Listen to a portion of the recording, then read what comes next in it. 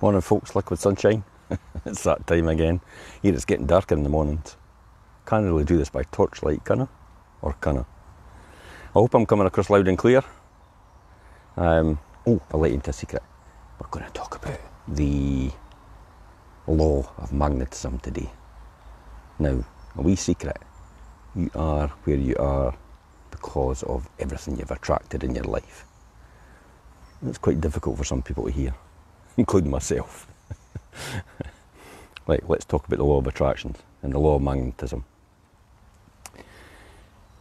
The law of attraction is always in action. Morning, Louise. You're a real magnet that has attracted everything in your life and will continue to attract everything until you think about it. The energy that you put out, whether negative or positive, will come back to you if it's on the same frequency level. Morning, Francis. Morning, Karen. So according to Catherine Hurst, hey, I didn't reinvent the wheel here. If somebody's got 6 simple steps that I can tell people about, then I'll tell them about it. So according to Catherine Hurst, here are 6 simple, powerful things you can do in order to cultivate the type of personal magnetism that allows you to meet your ambitious and exciting life goals. Wow, that's a bit overpowering for me this morning. If you can begin to follow this advice, you can start increasing your personal magnetism today and every day. But remember, you need to work at it. That's the key.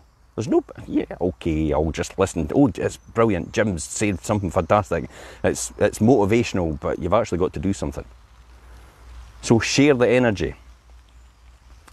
When you're feeling enthusiastic and confident, you have a high level of personal magnetism.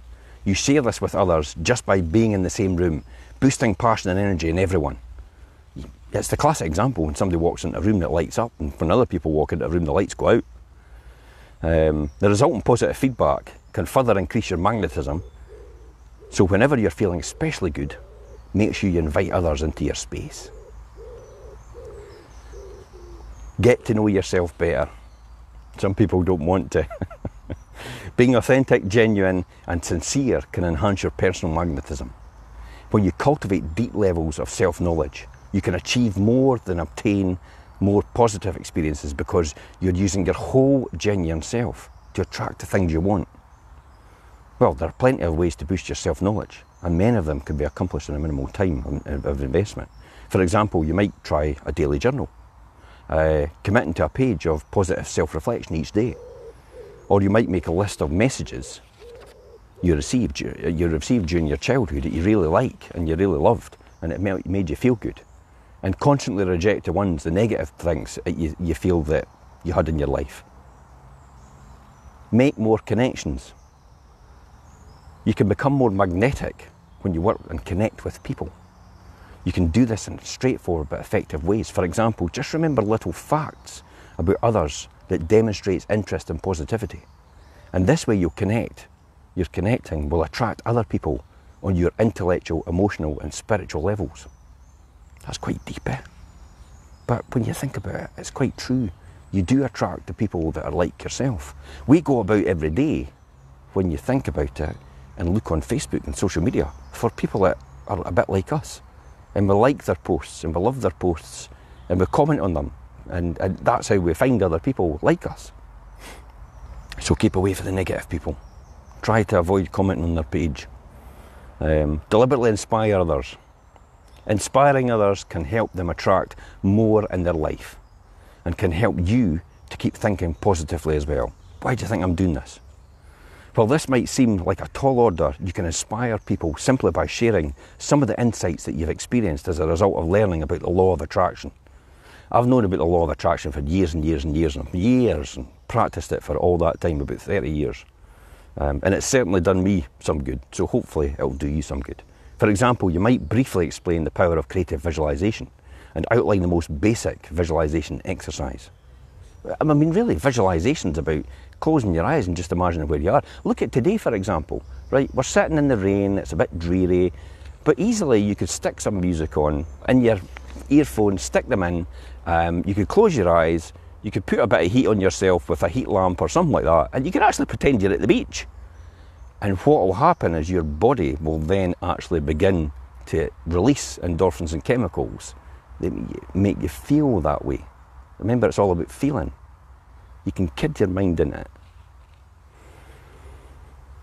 You can boost your personal magnetism as well. People will associate you with optimistic energy and power of positive thinking and potential for positivity. Challenge and reject negativity. Here it comes. Get this. There's a brilliant book called Rhinoceros Success. So Rhinoceros Success is a fantastic book. Morning, Richard. I've read it over and over again, and it tells you to get up every morning and just charge. But the thing is to develop rhino skin. So when all this negative hits you, it just bounces off. So challenge and reject negativity. Whether negativity comes from internal and external sources, you can work to counter your personal magnetism and diminish your ability to attract things that you really, really want. Morning, Mike. When it comes to external negativity, choose to remove excessively pessimistic, critical and cruel people from your social circle. We know you love them, but they're not good for your mental well-being. Kind of just keep them at arm's length, but make sure they know you love them. And this can help you break free of influences that might stand in your way of the positive ways of life that you want to cultivate.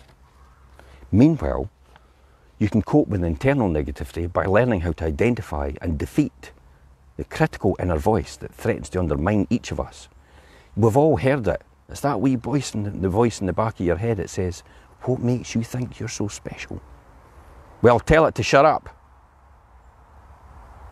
I tell mine every day to shut up. I get up every morning, got a pulse, it's going to be a good day. When you hear your mind whisper doubts about your worth, abilities and values, practice replying that you're powerful and capable of achieving anything you want.